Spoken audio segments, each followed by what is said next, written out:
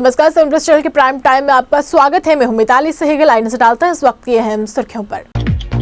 उपराज्यपाल मनोज सिन्हा ने सांबा में ग्रिड स्टेशन समेत जम्मू संभाग में 216 करोड़ की 22 परियोजनाओं का किया उद्घाटन। कहा, गर्मी के सीजन में नहीं होने दिया जाएगा बिजली का संकट।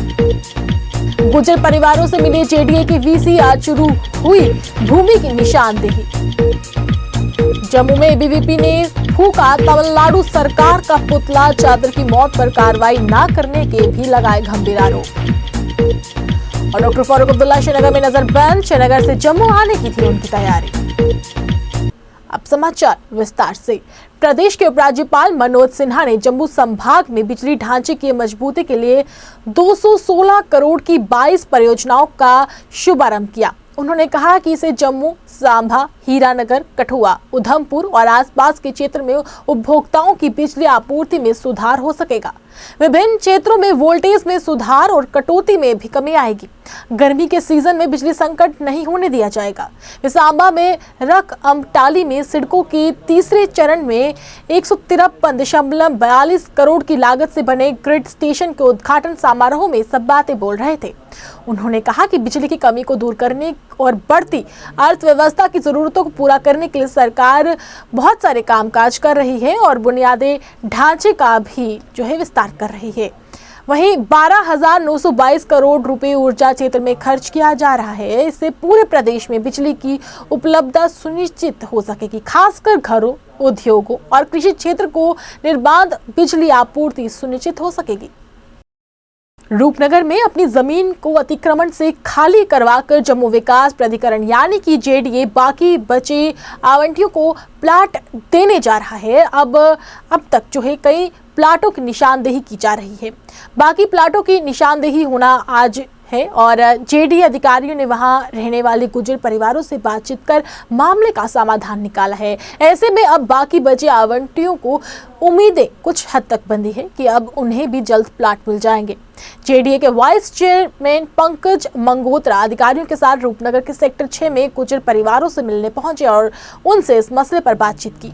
बातचीत के बाद उन्होंने भरोसा दिलाया कि विशेष ढांचे को फिलहाल नहीं तोड़ा जाएगा और सरकार के साथ मसले को उठाकर उचित समाधान जरूर किया जाएगा। करीब 26 कनाल जमीन को फिलहाल खाली रखते हुए जेडीए आसपास की जमीन की निशानदेही आज से शुरू कर चुकी है। और वहीं जेडीए के वाइस चेयरमैन पंकज मंगोत्रा का कहना है कि गुर्जर परिवारों के साथ बातचीत जारी। फिलहाल शेष पक्के ढांचे को नहीं तोड़ा जाएगा, मगर जो जमीन खाली पड़ी है उसकी निशानदेही की जाएगी। इस जमीन की निशानदेही करते हुए जितने भी प्लाट निकलेंगे उन्हें आलंटियों को सौंपा जाएगा। परिवारों के साथ बातचीत जारी है। सरकार अच्छा फैसला ही लेगी।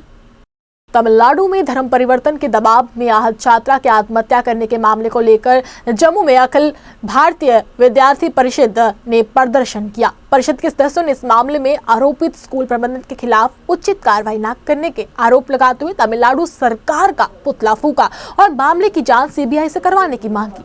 प्रदर्शनी मैदान जम्मू के बाहर प्रदर्शन कर रहे एबीवीपी के सदस्य डोगरा चौक पहुंच गए, जहां उन्होंने सड़क पर धरना देकर यातायात भी रोकने का प्रयास किया, लेकिन पुलिस ने परिषद के सदस्यों को ऐसा करने से रोक दिया। इस दौरान कुछ सदस्यों को पुलिस ने हिरासत में भी लिया और उन्हें पकड़कर नवाबाद थाने में ले जाया गया, जहां कुछ देर बाद उन्हें रिहा कर दिया गया।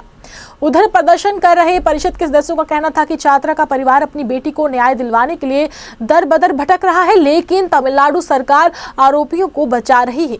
छात्रा के पिता की गुहार पर सुप्रीम कोर्ट ने भी तमिलनाडु सरकार को निर्देश दिए हैं कि मामले की जांच सीबीआई से करवाई जाएगी, लेकिन तमिलनाडु सरकार का कहना है कि वे खुद मामले की जांच करवाएंगे। एबीवीपी के सदस्यों का कहना है कि अगर तमिलनाडु सरकार इस मामले की जांच करवाएगी तो छात्रा को न्याय नहीं मिल पाएगा। परिषद के सदस्यों ने तमिलनाडु सरकार पर एबीवीपी कार्यकर्ताओं पर दबाव बनाने के आरोप भी लगाए। उनका कहना है कि इस मामले को लेकर परिषद पूरे प्रदेश में यानी कि पूरे देश में भी प्रदर्शन कर रहे हैं, लेकिन तमिलनाडु सरकार उनके कई कार्यकर्ताओं को हिरासत में लेकर उनकी आवाज को दबाने का प्रयास कर रही है।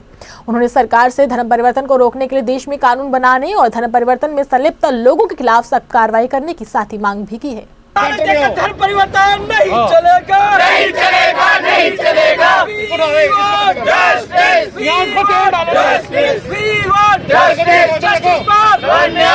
वारदात होती है एक लवानिया नाम की छात्रा के साथ, उसको बर्बरता से किस प्रकार से उसको जो है हिंदू से क्रिश्चियन कन्वर्ट करने की कोशिश एक मिशनरी स्कूल द्वारा की जाती है, और जब छात्रा जो थक हार कर सुसाइड उसको अटेम्प्ट करती है और वो बाद में उसकी मृत्यु भी हो जाती है। परंतु उसके बाद जो तमिलनाडु सरकार की जो भूमिका जो है कि जब न्याय की बात आती है, जब उस बेटी का, उस भारत की बेटी का परिवार जब उसे न्याय की मांग करता है, उस तमिलनाडु सरकार से न्याय की मांग करता है कि हमारी बच्ची को इंसाफ मिलना चाहिए, परंतु किस प्रकार से इसका रोल हमारे समक्ष है। और जब उस बेटी के पिता जो है कोर्ट के अंदर, मद्रास हाई कोर्ट के अंदर जाते हैं कि इस पूरे केस की इन्वेस्टिगेशन सीबीआई द्वारा की जाए, और जब कोर्ट भी इसकी हामी भर देता है कि इसकी इन्वेस्टिगेशन सीबीआई द्वारा की जाएगी, परंतु उसके बाद तमिलनाडु सरकार उसी मसले को लेकर सुप्रीम कोर्ट के अंदर याचिका दायर करती है कि हम इसकी इन्वेस्टिगेशन करेंगे। और जब सुप्रीम कोर्ट भी ये हामी भर देता है कि इस केस की इन्वेस्टिगेशन जो है सुप्रीम कोर्ट जो है सीबीआई ही करेगा, परंतु अभी तक जो तमिलनाडु सरकार की जो भूमिका रही है कि कोई कॉपरेशन वहाँ न सीबीआई के साथ किया जा रहा है। और जब विद्यार्थी परिषद के कार्यकर्ता आज देश भर के अंदर प्रदर्शन करें, जब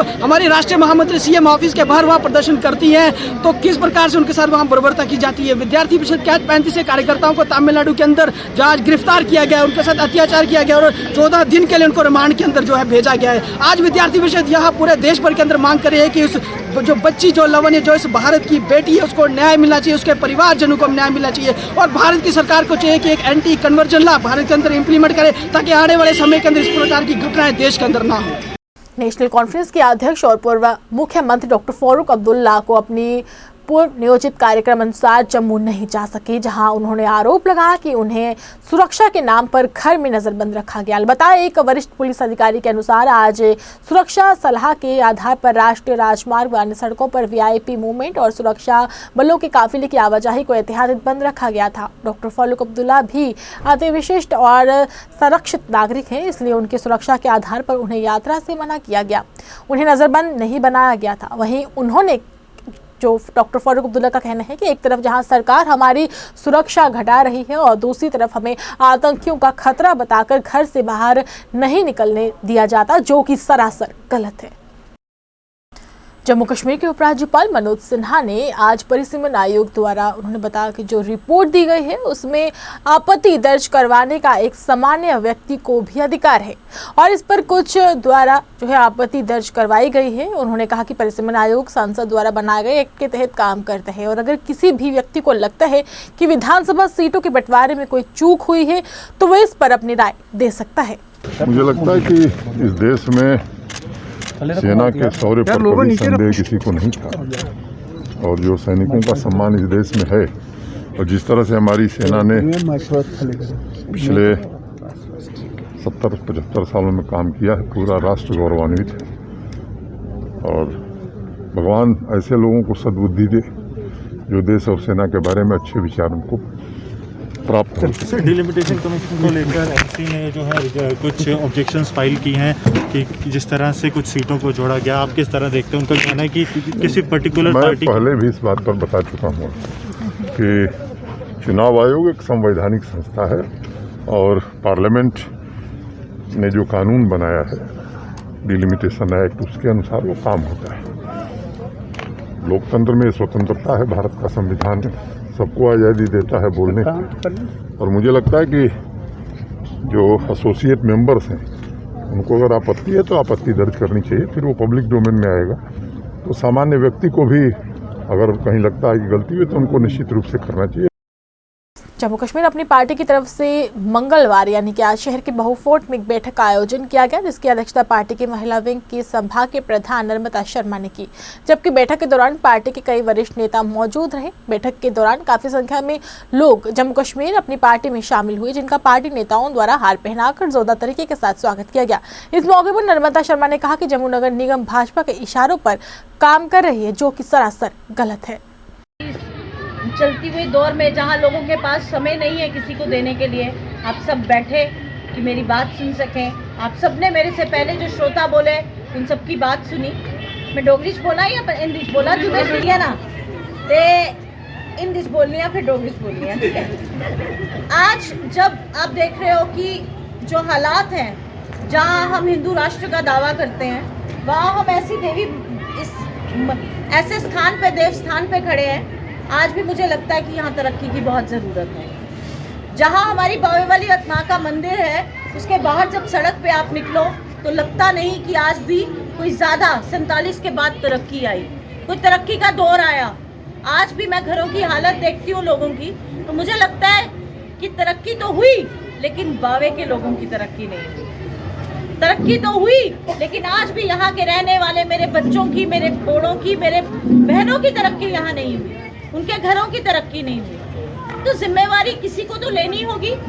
जो भी पीछे सत्ता में रहा है, ये जिम्मेवारी बनती है उसकी कि जवाब दे कि क्या किया। मैं चाहूंगी मेरे भाई और बहन, मैं ज्यादा समय ना लूंगी, लेकिन आप तक अपनी बात पहुंचाने का ये मौका मैं खोना भी नहीं चाहती। 2 मिनट अगर आप शांति से बैठेंगे, मैं जल्दी से अपना जो मैं बात आपसे कहना चाहती हूँ वो मैं रख के हम इस चर्चा को समाप्त करेंगे। देखिए, बहुत बहुत दावे, बहुत बहुत वादे मुझसे पहले भी बहुत सारे लोग आए, उन्होंने किए, आपने उनको जिताया भी। मुझसे पहले आपने भल्ला साहब को मौका दिया, उसके बाद आपने कविंदर जी को मौका दिया। एक central paramilitary force welfare association की तरफ से आज शहर के ग्रीनफील्ड पार्क में एक पत्रकार वार्ता का आयोजन कर केंद्र सरकार से मांग की गई कि उनकी लंबित पड़ी मांगों को जल्द से जल्द पूरा किया जाना चाहिए।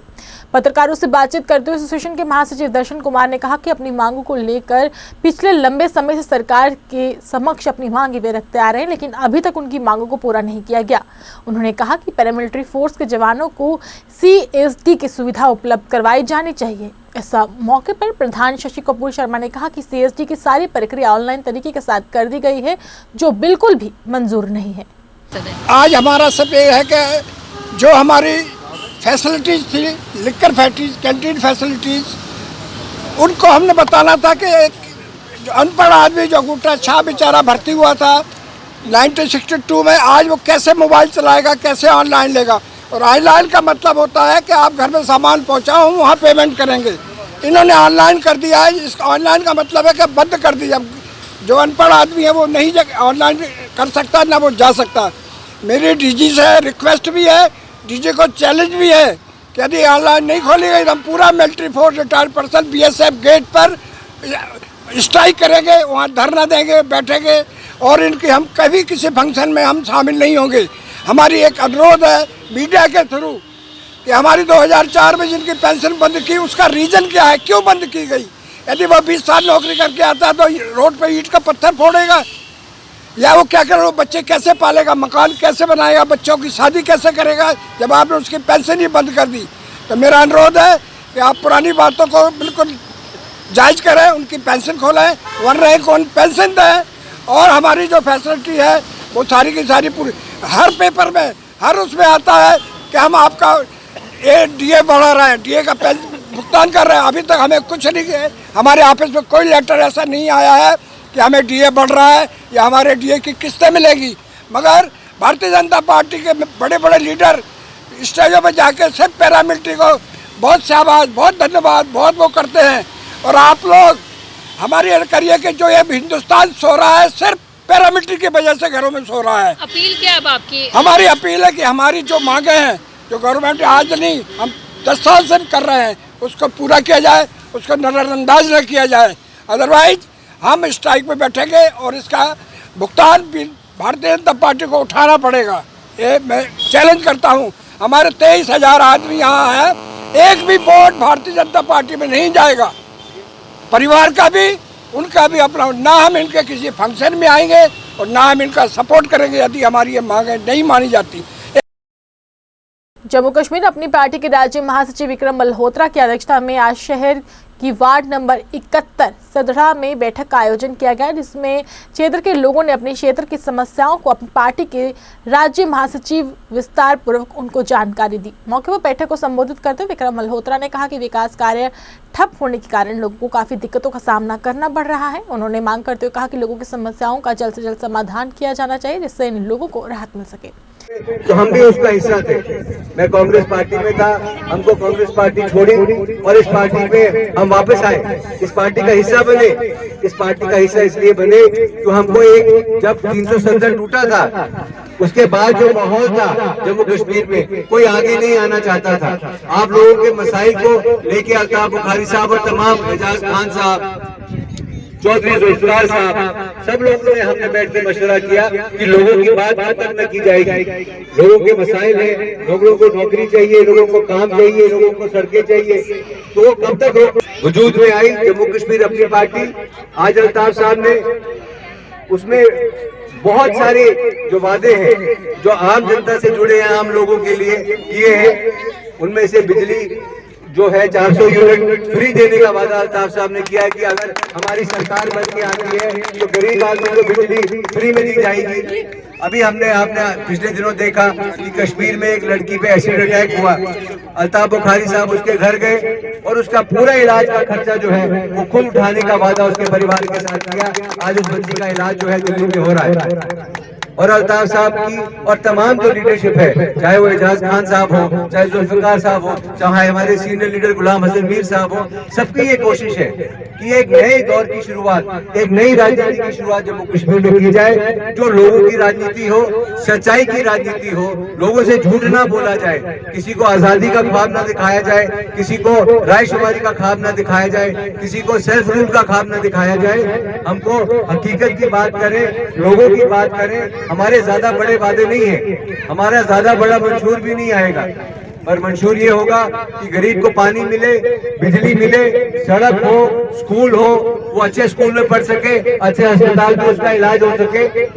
तो मैं आपसे फिर अर्ज करूंगा कि जो हमारे यहाँ लोग हैं, राही साहब हैं, जिनके जो सरकारी सुविधाएं दी जा रही है, जिनके आयुष्मान कार्ड नहीं बने, जिनकी पेंशन की दिक्कत है, जिनकी बुढ़ापा पेंशन या विधवा पेंशन की दिक्कत है, जिनको छोटा मोटा काम करने के लिए कोई लोन चाहिए उसकी दिक्कत है, उसके लिए आप हमारे साथ संपर्क करें, हम आपकी मदद करेंगे।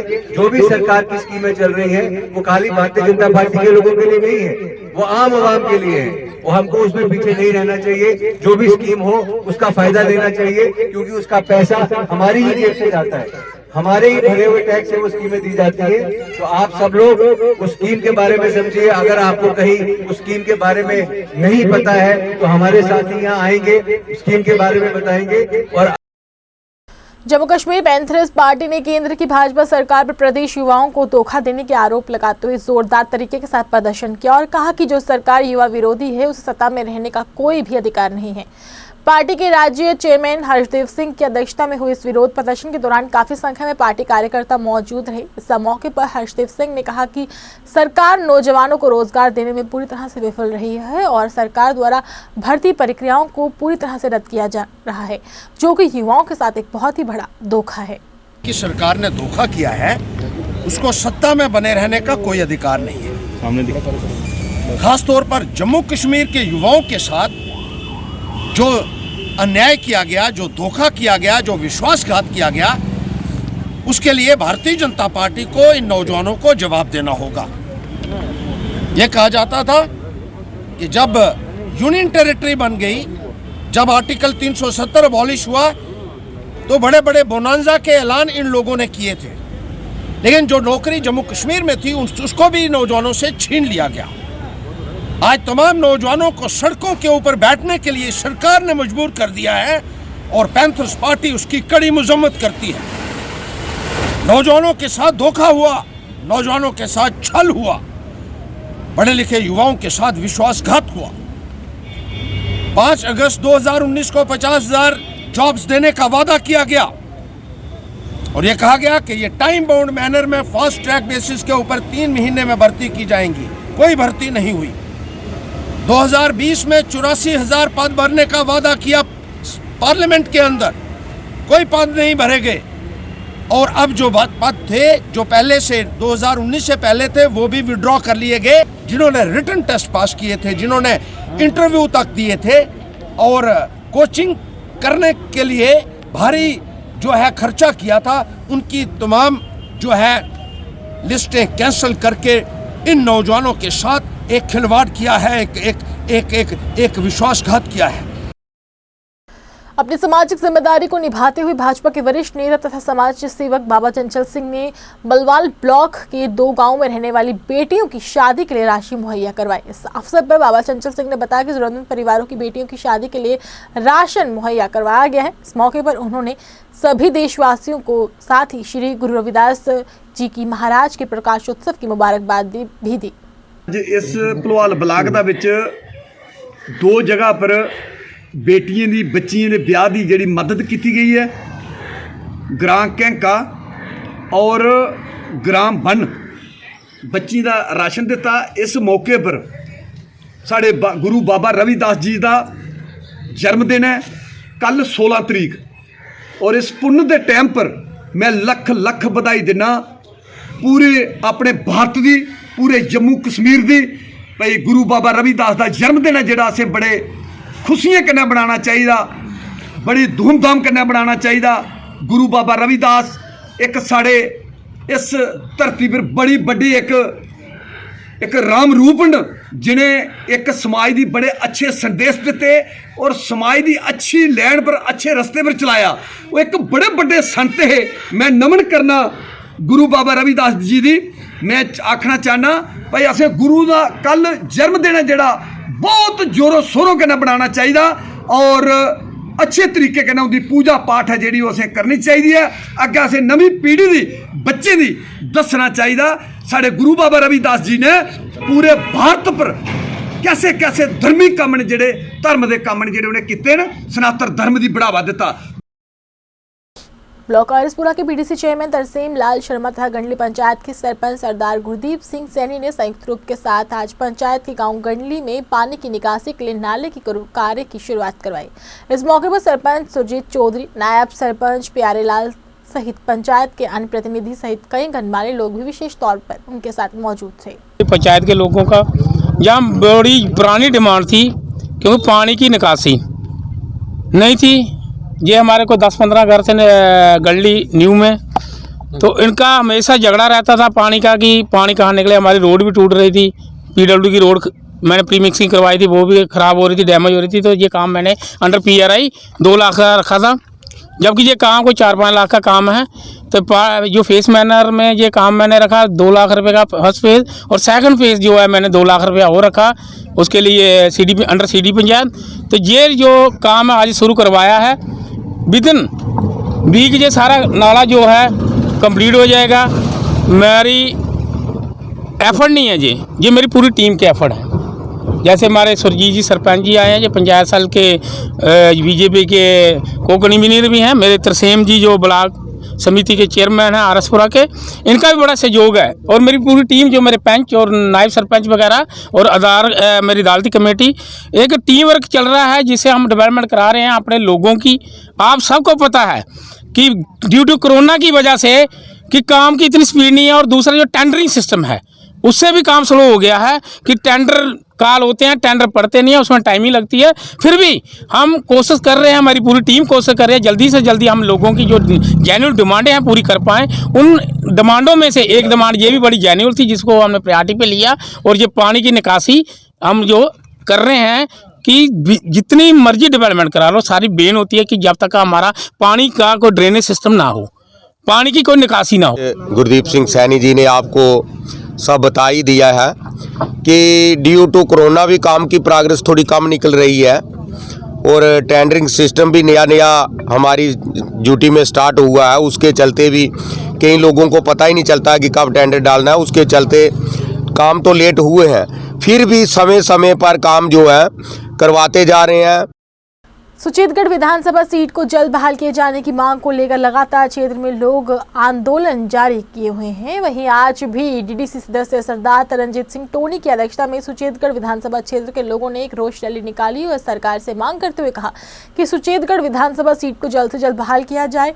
विशेष रोष रैली कस्बे की महात्मा गांधी पार्क से शुरू हुई और मुख्य बाजार से होते हुए दोबारा पार्क के पास जाकर संपन्न हुई। वहीं इस मौके पर डीडीसी सदस्य सरदार तरनजीत सिंह टोनी ने सरकार को चेतावनी देते हुए कहा कि अगर जल्द से जल्द सुचेतगढ़ विधानसभा सीट को बहाल नहीं किया गया तो आने वाले दिनों में ये आंदोलन और भी ज्यादा तेज होगा। एक कोशिश है, लेकिन जिन्हें बेईमाना ने खोती है और जिन्हें बेईमाना अज भी उस पार्टी नाल जुड़ के खामोश ने साडे इस सियासी कदल दे, तुसीं उन्हां दा सोशल बाइकाट करो। जब वो वोट मंगण आंदे ने तुहाडा बीजेपी नूं जट्टां दा वोट चंगा लगदा, लेकिन जट नहीं चंगे लगदे। शेड्यूल कास्ट चंगे, उन्हां दा वोट चंगा लगदा, लेकिन शेड्यूल कास्ट चंगे नहीं लगदे। उन्हां नूं सिखां दा वोट चंगा लगदा, सिख चंगे नहीं लगदे। उन्हां नूं उत्थे बरदवाल दे विच राजपूत चंगे लगदे ने, उन्होंने वोट चंगा लगता पर राजपूत चंगा लगता चुक के दूसरे पासे सुट मारे वो वखरे रोन लगे दिन। मैं अज कहना तो कोई बरादरी दसो ब्राह्मण समाज का भी गला दबाया गया बड़ी जगह वो भी रो रहे थे उन्होंने बरादरी के प्रधान कई बहुत सारे लोग जोड़े ने अज पूरिया बरादरियां जड़ियां ने डिस्टर्ब हुई पई ने अज गुजर बरादरी भी अज पूरी मुस्लिम बरादरी अज सारे लोगों को फिरका परस्ती की नजर च लड़ा के रख रहा जो अंग्रेज करता सी अंग्रेजों के बाद बीजेपी ने किया इस बीजेपी में अपने घरों चू अपने नुकड़ों चू इस रियासत चू इस देश चू कट मारो ये देश की दूसरी आजादी की जंग है ये दूसरी आजादी की जंग है ये मोदी है तो मुमकिन नहीं है ये एजुकेशन है तो मुमकिन है अंत वक्त मत बनो अज जीडीपी की गल करो कोई सरकार झूठ के जीडीपी में बहस नहीं करता अज 2 करोड़ नौकरियों से कोई बहस नहीं करता अज सिर्फ धर्म की अफीम चटाई जा रही है तू हिंदू है बस ये आंदा बीजेपी को इस तो अलावा कुछ नहीं आंदा ना मोदी को कुछ आंदा ना उहदे थल्ले टीम को कुछ आंदा।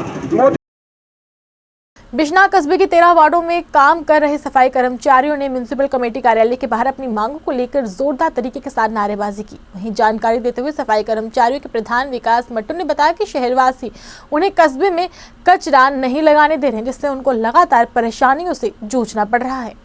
हमारी समस्या ये है कि हमारे जो सफाई कर्मचारी हैं वो अपना काम है जो ईमानदारी से करना चाहते हैं, लेकिन कुछ लोग या हमारी जो मेन पावर है उसकी कम होने की वजह से हमारे लोग जो प्रॉपर जो सफाई की व्यवस्था है बिजनौर में नहीं दे पा रहे हैं। इसकी वजह से हमने काफ़ी बार ईओ साहब को हमने मेमोरेंडम दिया कि हमारी जो मेन पावर है हमारे जो मुलाजिम है उनको बढ़ाया जाए ताकि हम अच्छी तरह से अपनी साफ़ सफाई को संभाल सकें और अच्छी तरह जो प्रॉपर लोगों की सेवा है उसको हम कर सकें। लेकिन आज की जो मेन हमारी परेशानी कि हमारे बिजनौर में जो हमारे कचरा पॉइंट है वहाँ पर हमें कुछ लोग जो हमें कचरा नहीं लगाने दे रहे हैं। इस करके हमारे लोग जो आज गुस्से में हैं, परेशानी में हैं कि वार्ड नंबर 12 से लेकर वार्ड नंबर 5 में नहीं लेके जा सकते। जिसकी जो वार्ड है जिसकी वार्ड से जो कचरा निकलता है वो वहीं लगेगा, चाहे वार्ड मेंबर गुस्सा हो चाहे आम नागरिक गुस्सा हो, लेकिन जिसकी गली से जिसकी वार्ड से जो कचरा निकलेगा वो उसी की वार्ड में लगेगा। ये हम आपके चैनल के माध्यम से सभी को बताना चाहते हैं। जम्मू कश्मीर पुलिस तथा भारतीय सेना द्वारा संयुक्त रूप के साथ चलाए गए तलाशी अभियान के दौरान मेंढर के डेरी दवासी क्षेत्र में हथियारों का जखीरा बरामद किया गया है। तलाशी अभियान में सुरक्षा बलों को मिली सफलता में एक AK-47 राइफल, 2 पिस्तौल तथा मैगजीन बरामद की है। पुलिस द्वारा इस मामले में मामला जो है दर्ज किया गया है, वहीं आगे की कार्रवाई भी शुरू कर दी गई है। कि जम्मू कश्मीर पुलिस और इंडियन आर्मी है वो बॉर्डर पर काफ़ी सतर्क है। इसमें हमारे लगातार बॉर्डर के इलाकों में सर्च ऑपरेशंस चलते रहते हैं।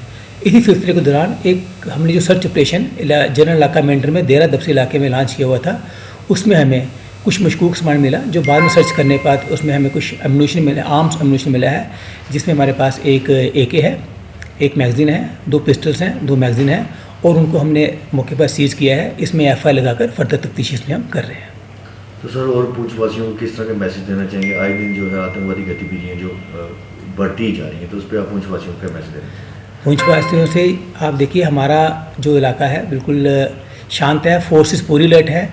कोई भी फोर्स चाहे बॉर्डर पर आर्मी है, जम्मू कश्मीर पुलिस है, CRPF है, BSF है, वो पूरी मुस्तैदी से काम कर रही है और मैं पूंछवासियों को पूरा एश्योर करता हूँ कि हम दुश्मन की किसी भी चाल को कामयाब नहीं होने देंगे।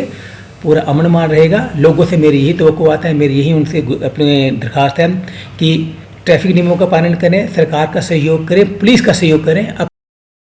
महिलाओं को बेहतर क्वालिटी के कपड़े उपलब्ध करवाने के मकसद से इलानी ब्रांड का शोरूम शहर के तालाब तिलो क्षेत्र में खोला गया। उद्घाटन मौके पर क्षेत्र के कई गणमान्य लोग मौजूद रहे। इस मौके पर बताया गया कि शोरूम में महिलाओं के लिए बेहतर क्वालिटी के कपड़े उपलब्ध रहेंगे। उन्होंने बताया कि महिलाओं की मांग को देखते हुए इस क्षेत्र में शोरूम खोला गया है। हाँ, पहले हम घर से ही बुटीक का काम करते थे, तो उसके बाद फिर हमने अच्छे से काम करने के लिए हमें अच्छा ये ब्रांड लाया है। जम्मू में लेडीज़ का ब्रांड है, तो इसमें है कि हमारी कंपनी है एलिनी करके है, तो उसमें लेडीज़ ब्रांड बहुत अच्छा है, फैब्रिक बहुत अच्छा है। तो हम इसके लिए कि लेडीज़ अच्छा काम करें इसलिए ये ब्रांड आया है। जी, क्या कुछ खास मिलेगा मैम? यहाँ पार्टी वियर है, कॉटन बहुत अच्छा है, इनका लीवा करके वो है जिसका कि कॉटन बहुत अच्छा है, सॉफ्ट फैब्रिक सब मिलेगा। कहाँ पर आएंगे लोग को? मैम तालाब तिलो बोड़ी है, उसके पास ही ये एलिनी का शोरूम। कोई कॉन्टैक्ट नंबर? 9419752371। दूसरी महिलाओं को क्या मैसेज? यही दूंगी कि अच्छे से काम करें और आगे आने की कोशिश करें हर कोई। ये नोएडा की कंपनी है, नोएडा सेक्टर 2 में 2nd फ्लोर पे, और हमारे टोटल 42 स्टोर है ऑल ओवर इंडिया। यहाँ पर अभी हम क्या कहेंगे इस ब्रांड के बारे में? मैम ब्रांड ग्रोथ अच्छी है, सबसे अच्छी बात है प्राइस इसकी लो एमआरपी से स्टार्टिंग है, 999 से एमआरपी स्टार्ट है, जो आफ्टर लेस 350 का पड़ता है। अभी फ्लैट 70% चला हुआ अपनी कंपनी में। जम्मू के लोगों के लिए क्या खास है? जम्मू के लोगों के लिए ये खास बात है, आए एक बार विजिट करें और देखें। अच्छा, काफ़ी अच्छा ब्रांड है, ग्रोथ बहुत अच्छा है, फैब्रिक बहुत अच्छा है, पार्टी वेयर है, बहुत अच्छी ब्रांड है। Everyone, I'm very happy to see you all here because it's a new brand session, brand here by the name of Fashion Craft. They are dealing with the people with cotton fabric and all types of fabric. And today we are gathered here to inaugurate a new brand that is Eleni under the name of Fashion Craft. And I am very happy customer of them. आइए चलते चलते हुए फिर से नजर डालते हैं इस वक्त की अहम सुर्खियों पर। उपराज्यपाल मनोज सिन्हा ने सांबा में ग्रिड स्टेशन समेत जम्मू संभाग में 216 करोड़ की 22 परियोजनाओं का किया उद्घाटन। कहा, गर्मी के सीजन में नहीं होने दिया जाएगा बिजली का संकट। गुर्जर परिवारों से मिले जेडीए के वीसी, आज शुरू हुई भूमि की निशानदेही। जम्मू में एबीवीपी ने फूका तमिलनाडु सरकार का पुतला, चादर की मौत पर कार्रवाई न करने के भी लगाए गंभीर आरोप। और डॉक्टर फारूक अब्दुल्ला श्रीनगर में नजर बंद, श्रीनगर से जम्मू आने की थी उनकी तैयारी। 7 प्लस चैनल के प्राइम टाइम में बस इतना ही। मुझे यानी कि मिताली सहगल और मेरी टीम को दीजिए इजाजत। तो आप देखते रहिए 7 प्लस चैनल। नमस्कार।